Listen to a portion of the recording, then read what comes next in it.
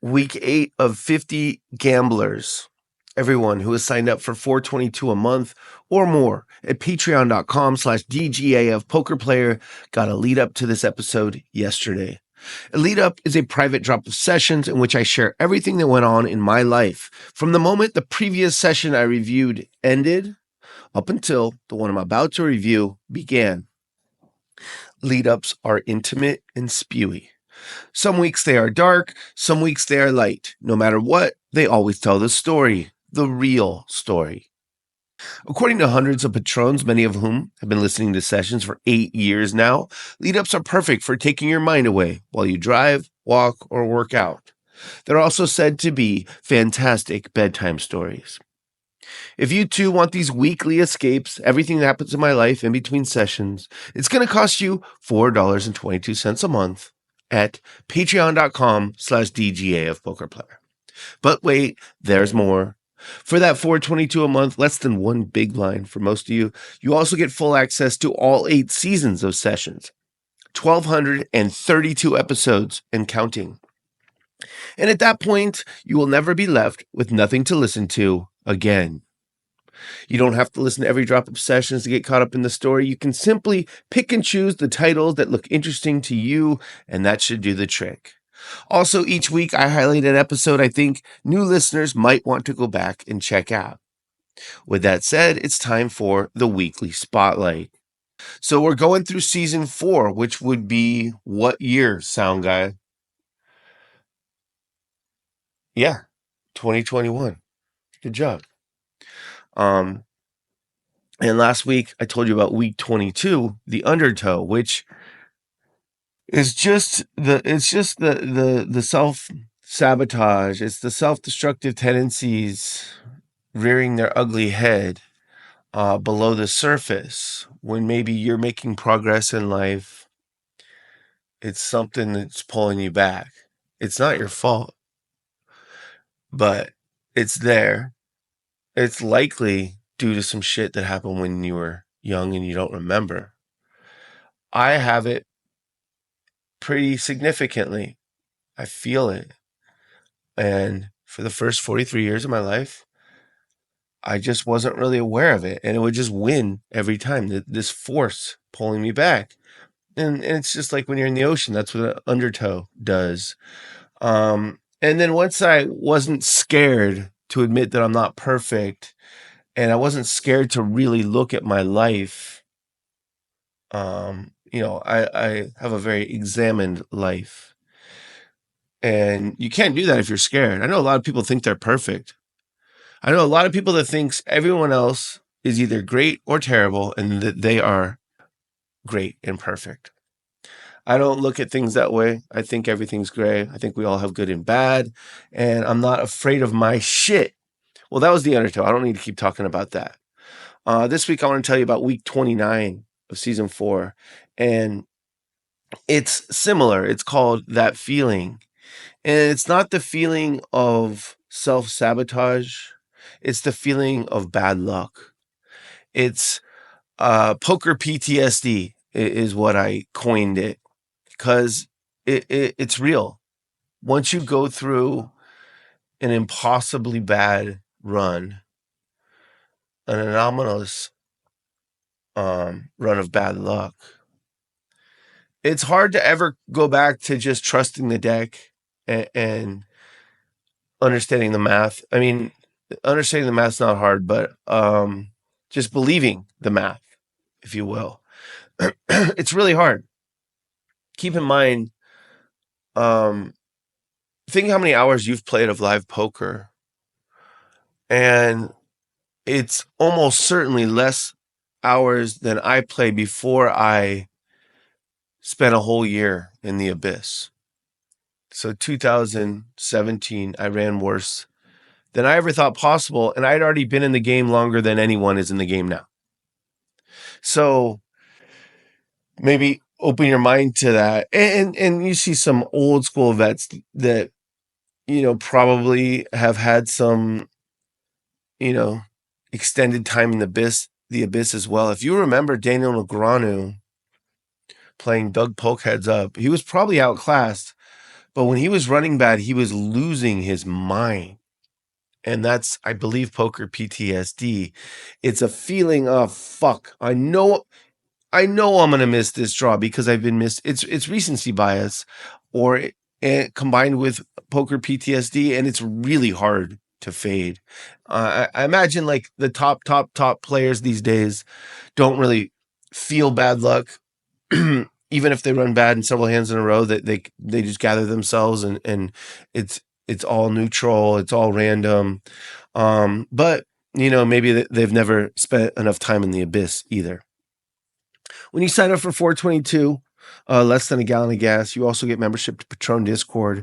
That's where listeners from all over the world go to have discussions and share their stories. And if you want me to read a post from your story, I will submit it to dgafpokerplayer@gmail.com.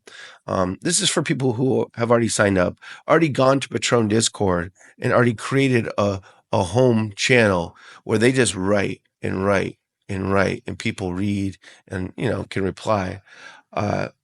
Patron Discord is also where patrons play poker together. Okay, so when I started up on Patreon, a good old friend, Rob Roseman convinced me to do it. It took some convincing, but when I did, then I wanted to do it right. And I read about, well, you offer perks, you offer different tiers. So I started getting creative. Like, okay, the first tier is just the spew, just all the content. The second tier, I'm going to give them platforms, social media, if you will, but private. And the third tier was always poker. That was $16.88 a month. And all the rake, you have to rake on an app to pay the app. But I've never taken a penny of it. The excess, we always return it to the players at that tier, $16.88. And one or two go to the main event and play on behalf of all the other players, on behalf of everyone else at that tier or higher. And I believe Check Raise Charles cashed both times he was sent to the main event. So maybe they should just send him every year. And I remember someone saying, I didn't even know about this, but it covered all my fees, Patreon fees all year. And yeah, well, we've made a big change. Anyone who is signed up now for 422 can play poker. So they're trying to really build the club, and people love playing poker. It's pretty small stakes. There's going to be a lot of tournaments. I believe they want to do send more people to the main event, and they're just revamping it. And so I need to adjust my tiers on the Patreon page. I'll add that to my 7-mile long to-do list. But yeah, all patrons can play poker, even at $4.22. And I believe a big tournament is coming up on March 29th, kind of a grand reopening.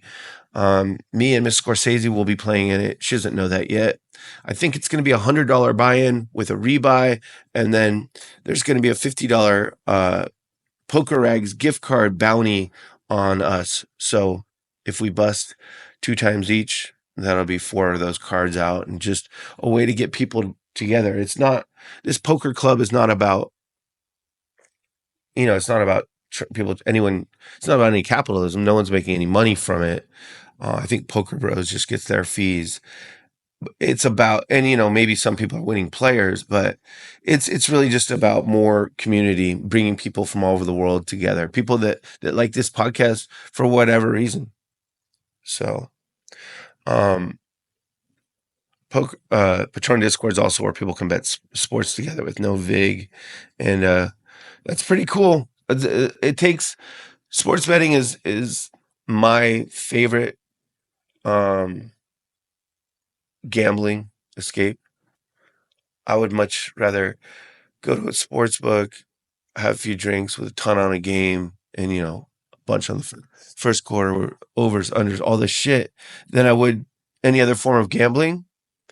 But it's a really destructive habit if you're paying juice. You're paying 10 cents every time you bet $100. Just the pure math of it is you're just throwing $5 away. because you pay 110 to win 100. You win half the time, so it doesn't matter. Half the time you lose, that $10. So it's I really feel good about this. It's this amazing hobby that can destroy lives, marriages, families, all that. But when you take the juice out, it's just flipping coins with you know, it's just purely neutral EV, and it's a lot of fun. Um, yeah.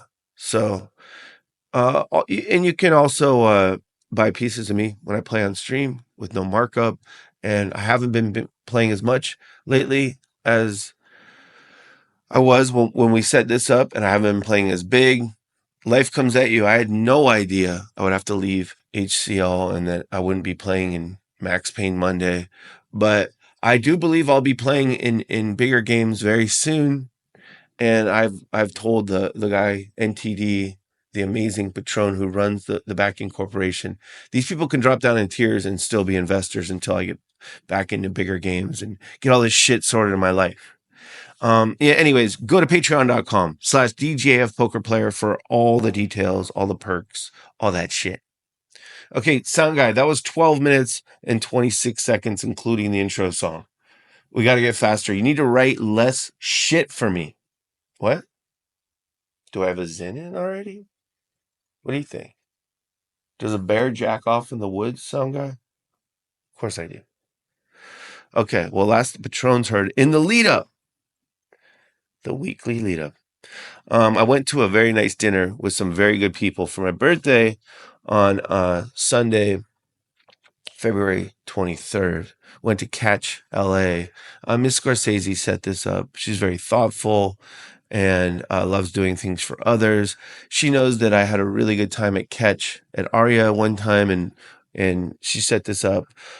So nice place, organized by an amazing woman, and some great fucking people there, but also quite a bit of no-shows.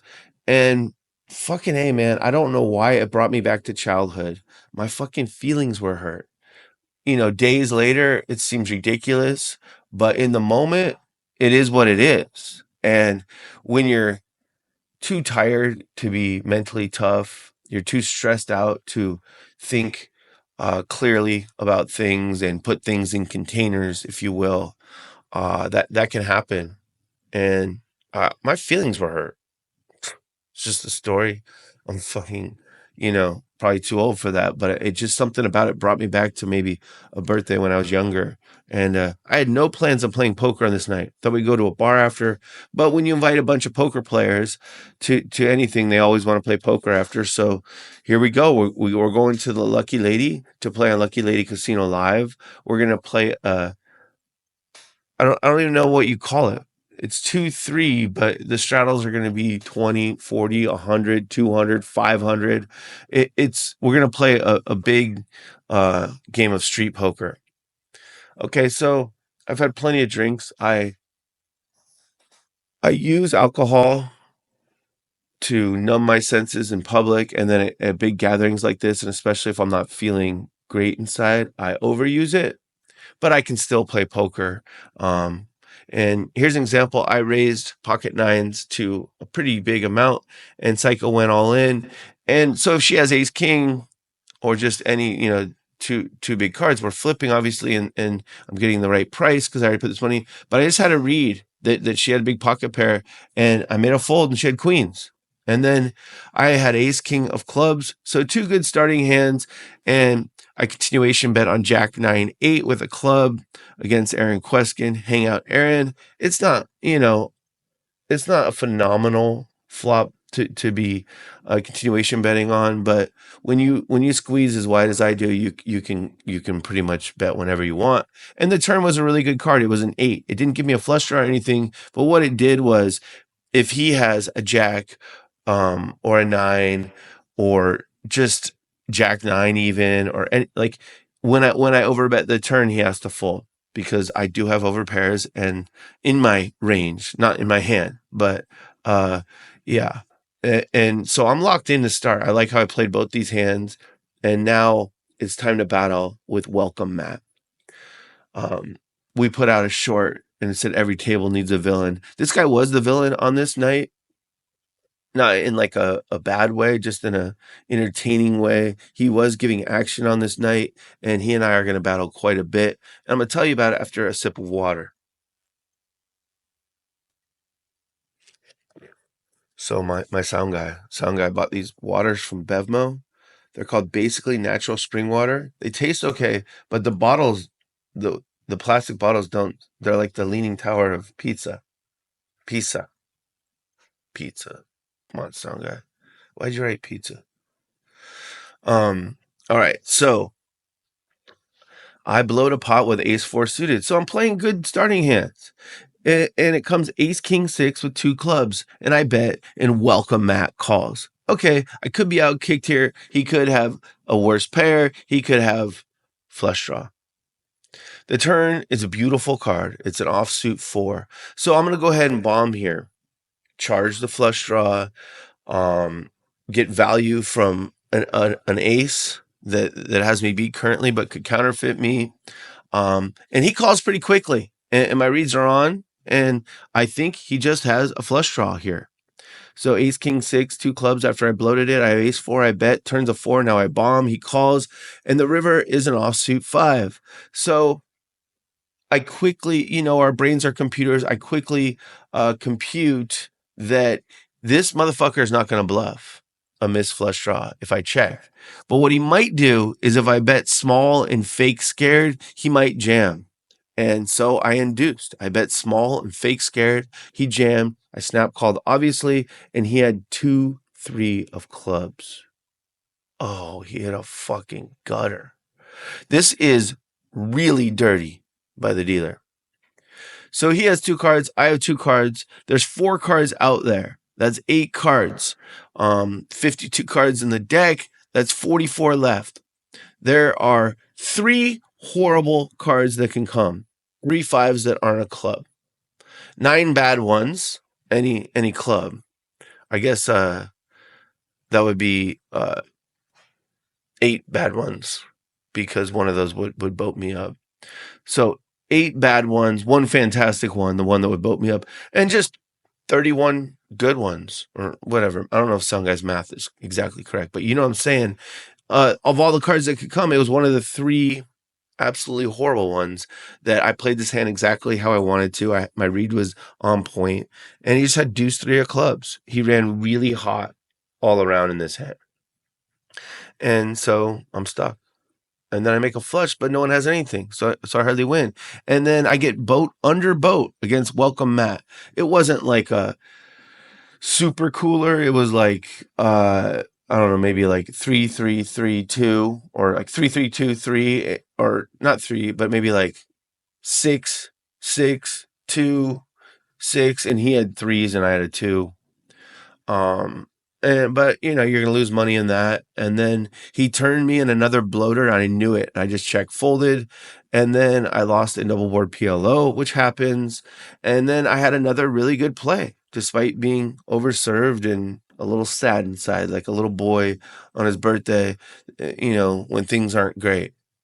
And I had queen 10 of clubs and it was limp to me. And I just looked over at Dr. Eli and he just had sat up in his chair in a certain way that I knew he was really strong and that he was going to go all in if I raised. So I just limped along with queen 10 suited, a fantastic starting hand. He went all in and I folded it and he showed kings. It's good. It's good poker. I'm stuck, but I'm playing good poker. I made trips, but no one had anything. So I won a small one. And then I had a very interesting hand, I thought, where I was the pre-flop raiser with King Jack or King 10. It came nothing for me. It came Queen, like 8 deuce. And I continuation bet. And both Psycho and Matt called. And the turn was a small club.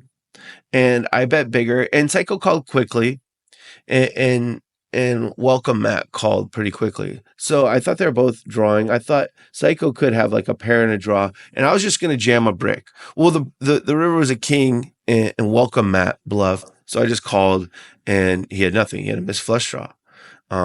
So it was a nice hand. I had a good plan. I was reading it clearly, and this time, I ran good. Not as good as he did with that deuce three of clubs, but good. Then I doubled up Eddie Testosterone, where he squeezed pre-flop. I called with nines. It came queen 7-4. He bet. I called. Turn was a 4, 2 spades, and he jammed the way people do when they pick up a flush draw. And I called, and he did pick up a flush draw, but he also had king queen of spades. So I was really fucked there. Then I made a really good call against Hangout Aaron, where I was in there with, I think, 6-4 offsuit, and he had squeezed, and it came king 9-4. And his continuation bet, I just read it as a really light. I called with bottom pair, not trying to bink, just bluff catching. And the turn was a 10, and he jammed. And I just thought he has enough ace queen and ace jack here, and I really thought he had one of those two hands. And I called it off with bottom pair against someone who doesn't bluff at a very high frequency, especially not all in. But I was right. He had ace jack, and I helped. And so very swingy session. It's turning into street poker. And then I missed a flush draw with 2,500 in there. And it was just one of those ones where you're priced in to overcall the all in. Someone's all in, someone calls, and you got the flush draw, and the price is right, Bob. And you just brick. And these really matter. And then Welcome Matt turned me again in a bloater, and I checked, and then he checked, and I didn't fall for it. And then when he bet the river, I folded, and he showed that he turned me. And then I missed in a bloater. And then they brought in cupcakes and candles for me to blow out. And I did tilt in this session, but I wasn't fully tilted yet, because I remember wishing something nice for everyone in the room. I don't know if you're supposed to. And if I was really on tilt, I would have wished. I don't know if you can ever wish something bad in a birthday wish, but I wouldn't have wished something nice for everybody. But I did. And then I made a top pair, and I got max value against Eddie Testosterone, who was bluff catching. And you got to bluff catch me. I bluff a lot. And then I got all in with king queen against 10-9, and we chopped. Okay. And then this hand kind of brought out the tilt, brought out the PTSD. And a lot of it has to do with my financial situation. I just need to get going. I need to get out of makeup with the backing corp, and I need to start making money when I'm playing poker. And I had ace queen, another good hand, and the flop came ace jack 6, and I have the queen of hearts, and there's 2 hearts out there, and the turn was a jack, and Fadi had called, and I bet again, and just thinking he'll call if he has a heart, or even if he just has an ace. And the river was whatever, a brick, and I just checked back, and he had queen jack offsuit. So when you're in position with ace queen against queen jack, and it comes ace jack 6, and he turns the 2 outer that also gives you a flush draw, that's dirty. That's fucking dirty. And the PTSD really started coming out at this point. I'm gonna run bad, and I'm tilted, and it's not great, but it's also the story of a grizzled vet, isn't it? And Welcome Matt is just fucking sun running all night. I lost another one in double board PLO, and I reloaded 2K. So down 2K. Didn't want to be playing on this night, but it's a good game, and my reads are on point. Let's see what happens. Straight flush draw, and I'm battling with Welcome Matt, and I thought he had a flush draw too. So when I bet the flop, so the turn was whatever, and I bet again, and it was like a red jack, and I think we both had spades, and then the river gave me a pair, so I didn't bluff, and he did have a flush draw, but he also had a jack, so he turned a pair. I rivered that showdown value, which made me not bluff. Frustrating. And then I flopped open-ended against all-in Jin, who was going all in quite often. Pretty amazing performance by this guy. And he had flopped 2 pair. We ran it twice, and I bricked out. And then I missed again. And then I lost with ace king to ace 6. Then I missed a flush draw. Oh, fuck. Okay. I'm down quite a bit now, and I reload 3K. And Aaron, we're in a bloater, and I have what I am certain is the best hand, and Aaron turns a flush and goes all in, and I fold, and he shows the flush. And then Welcome Matt shows me a set. And I didn't lose a bunch, but it's just still annoying to see the people running hot or the person running hot turning over sets. And then I was all in with 2 pair against 1 pair, ran it twice, and I got 3/4 of the pot. I guess that's reasonable. And then I put the restraddle on. All in Jin's giving action. He's straddling 100. I restraddle for 200. Dr. Eli is all in for 450. Jin calls. It's 250 more. I call. I don't remember what I had, but Dr. Eli had 10-9 and he tripled up. Okay. So, and now Jin is straddling all in for 500 every hand. He's going all in for 500 every hand before the cards are dealt. And I'm on his direct left. And that you know, that's the worst spot to be in. But you could also just pick up a hand. I never did. But Welcome Matt did, and Dr. Eli did, and maybe Eddie T did. I don't remember. But I won a couple pots with nothing, and then I got max value with third pair. I knew my image, and I knew what Welcome Matt was slightly worse, and so I got max value with third pair. That feels good, even though I'm stuck, missed in a bloater, and then this hand's really fun. I straddled 250 or 100, and Welcome Matt is really playing pot to this point, and he makes it 250, and I have King 5 offsuit. I would fold against someone I don't like my I don't think I have a huge edge on post flop, but I feel like I do, and it came 5-5 deuce. I have King 5, and I went for it, and the Turner River was a 4, and he had ace 3. So he made it straight. He just called me on the river. When you're going for value and you're putting in a bunch of money, and you get called and you're happy because you flop trips and you lose, and you're me, the tilt really comes out. And just as the cherry on top, I was in there with 7-4, and it came 7-6-3, and that's a good flop for 7-4. And I bet, and the river was a 4, and I bet again, 2 pair for value, and Welcome Matt had pocket 5s.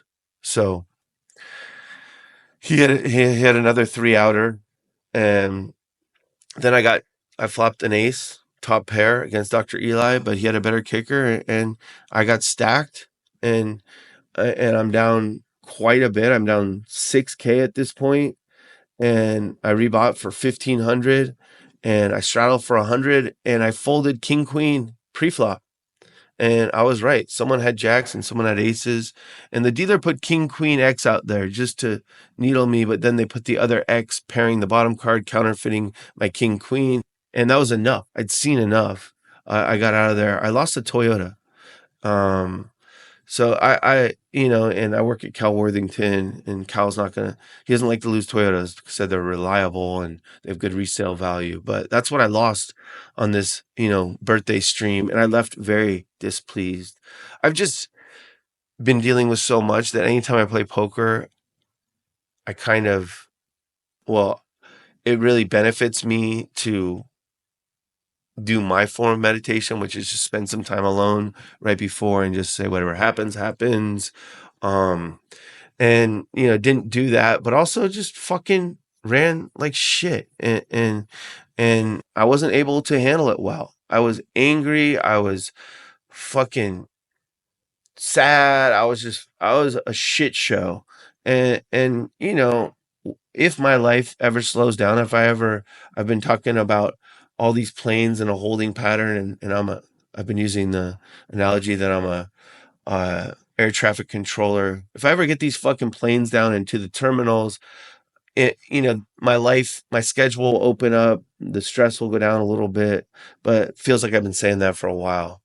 And also a lot of hosting tilt lately for me. When I was a host for HCL, people were very prompt, and not only in their responses, but showing up on time for stuff. They're very respectful. And a lot of these same people treat this show a lot differently, because it's a small show for now. But when it's big, do you think I'll remember? Do you think I'll be petty? I don't know. And if you don't think the show will be big, then you don't know anything about how I do content. Anyways, not feeling great. Slept a little, got up Monday, February 24th. Not enough players for a game that night. Fucking canceled that since we already played the night before. Um, Tried to sleep, but I was just so spun, so anxious, stressed, all that. Got some nice messages from a friend, which helped. And then I went for a walk around Long Beach. I started feeling better, just out there in the fresh air. Just really filled with anxiety on this day and fragile. And then I went to eat with, my ride or die, Miss Scorsese, and I had a hot pot. And when we got there, we almost ran over a woman that kind of ran into the parking lot, and it was Lois Lane.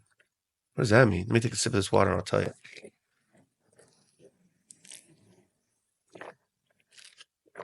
It was Suited Superman's wife. He eats there too. So they were finishing, or they were leaving as we were walking in, and he dapped me up. I suck at dapping people up. I don't know how to do it. Everyone does it differently. I care most how I do it with black dudes. It's just, and I suck at it. But like Barry Wallace does it like just a quick hit and slide off. Some people go for like the pull you in for the hug. Some people, dap and then hand goes down into like a thumb war position. I fucking suck at it. Sorry, Suited Superman, if I freaked you out or creeped you out with that dap. I'm terrible at them. That's why when I'm on my game, I just lead with a fist bump from a mile away. Like, this is what we're doing right now. Anyways, it was a good dinner, and then went to Hawaiian Gardens. I wanted to play somewhere where I wasn't on stream, where I wasn't a host, where I could just play poker. And started the session sober, and I was gonna try and fix that, but just kind of drink slow and just really play poker, no pressure, no hosting pressure, no streaming pressure, just public game shit. And sat in the 5-5-10. I was waiting for the bounty game, and they do bomb pots all the time there. That's smart. And I'm just, down $100 after 4 bomb pots with nothing. I finally opened ace 8 suited. Someone 3-bets. The stacks are so short, I just folded. And I just, just taking notes and fucking sober and playing poker. And then in 3 blinds, I completed with 8 deuce offsuit in the middle, and it came 5-5-3. And the first guy checked and seemed disinterested, and the guy behind me seemed disinterested, and I bet, and I won. I won a pot. I probably profited after the drop there, $16 something, $14, who knows, maybe less because I tip, but it's always nice to win a pot, isn't it? Okay, I got to the bounty game, and one of the pros seat hopped me when I was coming over. That's public game shit. Just, I'm going over this seat, so I'm gonna have position on this guy, and they don't know that I'm gonna play very calculated on this night. Flop top pair the first hand I got in, and I just check folded correctly. Just, I'm not staring or whatever, but I'm just very focused on my opponents, and then I got ace jack offsuit was the next playable hand I had, and I folded because someone who seemed pretty strong raised to 100, and there was a call, and just the stacks are too, ace jack. I just folded. Just feel like he's got me dominated. He won the pot. We didn't see his hand. You don't show your hand in public games. You do on stream. That's kind of a big difference. And I just can't get involved. Someone raises. I finally called King 7 suited, Kevin, and then someone jams. Got a fold. And now a pro gets it in bad for all of it against a whale and gets there and yawns. This is new pro shit. Oh, fuck, my bad. You had me crushed. I got there. Yawn. Yeah, it's poker. I'm used to winning big pots. And I'm speaking from the perspective of a new pro. And now this guy's the bounty. He opens. I open. He squeezes after a bunch of people call. I jam with ace queen. He calls. He has ace queen. We chop. And then another pro gets the same whale the same way. Just gets it in terribly for all of it. All of it is not that much, $1,000, but just stacks him and just kind of lifts his shoulders slightly. And then when you're a new pro, you have no idea. So when you're a grizzled vet, unfortunately, you become obsessed with variance, in my experience. When you're a new pro, it's, no, I'm supposed to win pots. Oh, yeah, you have me beat, but whatever. Like, I got there. And just a little slight raise of the shoulders. And then I finally, I've already added on a bunch, and they limp, and I make it 100, 10x with King Jack suited, and two whales call, and it comes King 6-5 with two spades. I bet, and the whale who's been stacked by the pros getting in good, he goes all in, and I call, and he has King Queen. He stacks me, and I sympathy showed my cards. I don't know how much of it was I wanted sympathy for getting cooler here. Like, they all limped and called, so King Jack should be good on King 6-5, two spades, but he had King Queen, and I don't know how much of it was that and how much of it was to show people that I'm not bluffing, so that maybe I can start bluffing. And I wrote, I never want to play sober again. And I really wanted a better start than this, didn't I? Down, 1,200 or whatever. Okay, so go to the bathroom, come back, get pocket tens, and I 5-bet all in for $800. That's the max buy-in, and I'm up against Ace Queen, and we run it once, and it took a while for the flop to come out, small cards. And it took a long time for the turn to come out, another small card. It felt like eternity before the dealer turned over the river card, which was also a small card. I can't tell you how incredulous I was that I won this pot.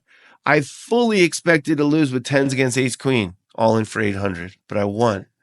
And then I was the bounty and a bunch of limpage, and I 7-3 suited. We're not deep. If it's late night, we're deep. I can, squeeze this hand, but we're not. And I feel like there's some people trapping me, and they were. 1% of Ace King, one had aces. And the guy trapping with aces got stacked by 9-8 offsuit because he was trying to trap me. I didn't have the 9-8 offsuit, but it was just kind of interesting to me. And then the whale, who got stacked by the pros, getting it in really good twice, and then stacked me, is all in with aces against Ace King preflop for quite a bit. And the board runs out of straight, and they chop. One really interesting note to me, and maybe some of you, is I got a Jack and Diet, tall Jack and Diet, and it was $4. I couldn't believe it. That's really low in this day and age. And then it's time for my best play. I raised with Ace 5, and the pro, he's a cool kid. The one that moved seats when I got there, he calls, and the flop comes down Ace 9 deuce with two clubs. I bet, and he calls, and I don't love this, but he could have, some hands I beat. The turn is a king, which is a great card for me. It would make me bet significantly more on the turn and jam the river, except it's king of clubs completing the flush, and I'm not trying to rep a flush, and he might have a flush. I check, he checks back, and so then I know he doesn't have a flush, and the river is an offsuit 7, and so then I know he has an ace as well, and so I bet an amount that I would bet if I had Ace King on this board, and he tank calls because he doesn't beat anything, but he has Ace Deuce. He flopped top and bottom and put in the call. So no one, and then when he calls, I shrug and turn over my Ace 5. No one knows that I'm bluffing. They think I'm just betting top pair for value in a spot you should never bet top pair for value. It was a bluff. So it was a really well thought out and well read hand. He just happened to have Ace Deuce against my Ace 5 and had two pair. I straddled, and someone opened, someone called. I just call with Ace 10 suited because if I raise, it's all in, and I flop nothing. And in this pot, the same pro jammed a flush draw on the turn, and another whale called, made a really good snap call, and then the pro hit the flush on the river. This is new pro shit. And I wrote, you know what we all are? These whales, these new pros, us grizzled vets, we're all just gamblers. We are. Poker is not set up how it used to be. Poker used to be set up for the players, for the best players. Now it's set up for the casinos. Yeah, I mean, smart business, isn't it? But the structures, and more than that, just the really small buy-ins, caps and all that. It's just, we're all just fucking gambling. And yeah, it's gambling with an edge, but it's fucking gambling. We're all gamblers. And I'm just thinking, give me shorthanded and deep, or give me death. Because shorthanded is not gambling as much as full ring is. Full ring is quite very much gambling. Shorthanded, you can impose your will a lot more. And if you're deep, then it's on. And I almost tweeted out something stupid. I was gonna say full ring is talking on the phone. Shorthanded is fucking. But delete the tweet. Delete the tweet. Sometimes you gotta delete the tweet. And I'm just watching these new pros run hot. Just it's a bomb pot. Everyone checks down, they win. Okay. And I'm just sitting there trying to make something happen. I get pocket eights and I see a weak open. I'm going to make it 200, but the guy on my right makes it 200. So I have to fold. And just the conversations, I wasn't tilted at all by like the new pros on this day. First of all, they were very cool. The culture at Gardens is really good. And this one guy said, well, did you have a set against me on Sunday? And like, I remember that shit in like 2004 or whatever. And, me doing that being me. And anyways, I got pocket fives and a bomb pot. Here we go. Comes King 10 deuce. Okay. These dealers hate me too. Raised with King 10 to 120 after some limps. Comes Queen 5-3. Check fold. Look down next hand, you get 10-3 offsuit. Okay, just keep folding. And one thing I've done in this podcast in earlier seasons, when I'm just card dead, as a way to not become impatient, is to do fun stuff when I'm folding, like frisbee tosses, try and land it in perfect spots. On this night, I was doing race car folds, like a little kid with a race car on the ground going, "Rrr." That's what I was doing with my cards. I wasn't making the noise, but I was just trying to entertain myself. And this guy, this accountant looking guy, is just running pure, collecting bounties. And he's the straddle and the bounty. And I'm the super straddle. He opens out of position and he's the bounty. And I defend with Queen 6. I don't think he's very good. And he's opening, he's very incentivized to try and win. And I'm going to play poker. It comes 10-9 deuce. He checks. Okay. I bet here. And like he's gonna have to fold some stuff. He raises all in. I gotta fold. Next hand, look down at 9 deuce offsuit. This is how it goes for us grizzled vets. And I wrote, at least these young pros are getting fat and don't know it. What does that mean? Well, when you're a new pro, and you're winning all these pots, even when you get it in bad and you're just shrugging your shoulders or yawning, you don't know how good you're running or how bad you could run. And you also don't know that you just can't be eating casino food. These guys are eating wings. They were Spanish pros. They were fucking cool, but they're eating wings. And I was taking a little joy, a little schadenfreude in them not knowing they're going to be fucking fat in a year. They are. You can't be eating casinos. You got to be crazy. Even if you're young, you're going to be fat soon. Promise you. It's coming.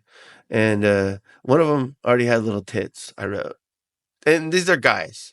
So they're up thousands, they're one's at one table, one's at the other. They're meeting at the stand-up table where you eat the wings. And I was just taking a little fucking joy in knowing that I'm not wishing bad upon them. They're not going to run like this for very long. Some do for decades, but those are unicorns. Most likely they're not going to run like this. They're not going to be winning pots when they get it in bad. They're not going to be winning pots when they get it in good, the pots that matter. But no matter what, they're going to get fat. And I had a little half smile when I was watching that. And I was down $1,500.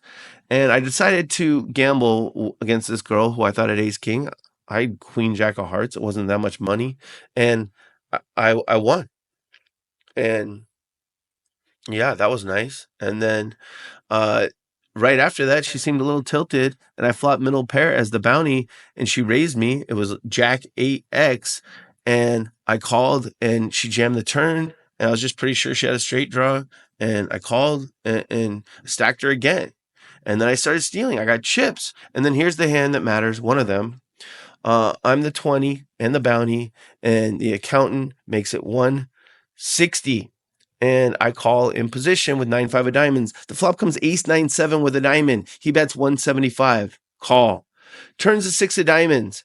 So now I have a pair and a straight flush draw, and he bets 550, and everything in my gut, and I have a decent sized gut, is telling me to jam. But it's a lot of money, and I just am sick of fucking breaking out and losing. You don't jam because you have such a big draw. You jam because you have such a big draw in case they call. You want them to fold. So I just called. I thought there was a chance my hand was good anyways. And the river is an offsuit 10 for, I breaked out. I had 9-5 of diamonds, ace 9-7, one diamond, turn 6 of diamonds. I have a pair, a straight flush draw, offsuit 10. Now any 8 makes a straight. I certainly have all the 8s in my range. He does that thing where they take some time and then check because they want to slow you down. I bet 1,200, and he tanked forever and called with Jack 10 offsuit. He rivered second pair, and I put it down as my worst play. Not because he called the river. That's just a really ambitious call. But because I should have jammed the turn. Now this guy's stretching. I know he's not going to play any more hands. And something really cool happened. Johnny Chan sat in our game. Johnny Chan from Rounders.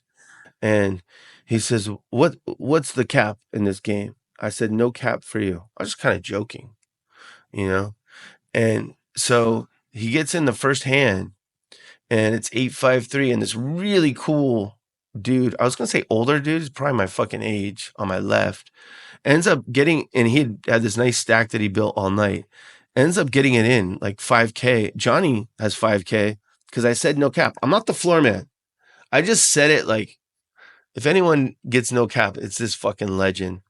And Johnny 2-outs him for all the money. And I'm like, oh my God, this guy on my left, I feel so bad for him. But then again, he got in 5K against a 2-outer, and he handled it well. And it was just kind of I said, because he's won the main event twice. If you won the main event twice, it's no cap. Someone says, what if you've only won it once? $800 cap, like the rest of us. Fucking mortals, peasants, losers. All right, so I win a couple pots, and then I'm all in with ace king of diamonds against king queen of spades, and I lose. All right, just keep playing. The game's getting shorter. It's getting more and more street poker, more and more social. And this cool Spanish pro in the same seat, like the 2 seat, I think that's where Matt Damon was in Rounders. He went for his Rounders moment on the river. He check raised Johnny Chan, the master. And unlike Rounders, where Johnny Chan thought it over and looked at him, Johnny Chan just snapped call with a pure bluff catcher. And the pro's like, you're good. And I just couldn't help but laugh. And I said, you went for your Rounders moment, man. Good for you.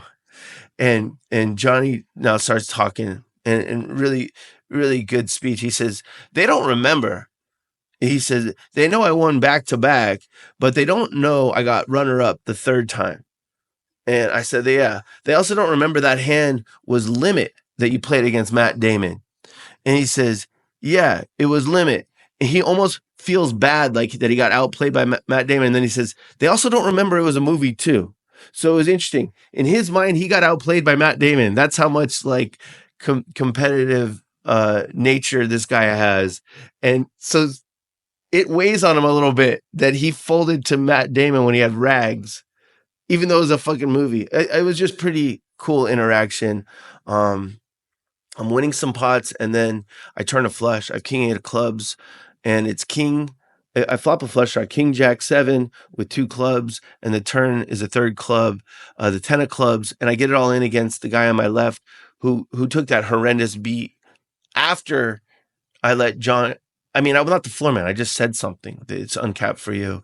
Well, this guy gets it all in, and he has ace king. He just has top pair, but the ace of clubs. So he's in real bad shape here. He needs another club, right? So there are 3 of them out there, 2 in my hand, 1 in his hand. So there's not a whole bunch of clubs left, but 1 falls on the river. A little justice for him perhaps. But the game's getting good, and some guy who seems like he wants to play bigger and maybe a little tilty comes in and raises, and we all to 40, we all call. I have queen 9 offsuit. And I played this hand well. It came queen 4-4, and I led for 40. This is inducing from the jump. No one that's has any heart at all is ever going to fold to this. They're often going to raise, and he did. And so here we go. I'm going high variance route, call the turns whatever. He bombs, and I call on the rivers whatever. And he says, I give up. I turn over the queen 9 offsuit that just won a much bigger pot. If I play it standard, he maybe c-bets small and checks down. But since I led very small, he raised and then bombed the turn, and he threw his cards and hit my hand. I didn't care. I've been tilted before. And then the Euros, so there's some Euro pros, but they're very cool, and they're getting hammered because my friend's at the table, and he wants to do double shots of Remy, and this young pro's doing them with him, and this guy's hammered, and we play a big pot where I squeezed with queen 10 offsuit, and he, like, after limping, like, re-squeezed 800, and I didn't believe in my call. It came ace 9 with 2 spades. He bet 400. I called. The turn was an offsuit jack, giving me open-ended. I decided to not bet here because I wouldn't bet here very often with these stacks. And the river was a 5, and he checked, and I bet 900. Just, like a value-looking bet. And he tanked forever, and he was drunk, and he called with 9-5 offsuit. So a couple pots that could have really propelled me to a big win that I lost. I bricked in this one where the guy went crazy with 9-5 offsuit, after making 800 pre, and he got lucky. I had queen 10 off, but I knew he was light because he was drunk and he's young. And that one where I had 9-5 suited, where the guy had, just jack high, and I had a pair and a straight flush draw, and he binked and made a hero call. But I did end up getting a buzz on this night, just a nice, comfortable one. It was a very fun game, very social, had fun with everyone, a lot of good back and forth with Johnny Chan, and just kind of, it was a master class on how to make a game good and keep it going when it got short. And I won a Dotson. I don't know how Cal feels about Dotsons, but that's what I want on this night. If you want to know what happens next, head to patreon.com/DGAF poker player. Let's run through the goals real quick, and then we'll get you out of here. We'll get you out of class. Goals. 50-50 tilt. Well, I definitely tilted Sunday night. I did not tilt on this night. A couple times I felt it coming on, and I did some good focused breathing. And so I'm 4-5 on the year. And that's close to 50-50. No makeup. I started $61,810 in makeup. I'm $68,390 in makeup. I haven't had a breakthrough session. Obviously, I've had some really bad ones. I've run bad overall, but I got plenty of time to turn that around. And last goal is 230. I want to weigh 230 by the end of the year. I got up to about 260 couple years ago, and down to 247.3 to start this year. And last week I was at 237.9, and this week 235.8. So that's progress. And if you're in the moment, I guess progress is all that matters. Right, Sangha?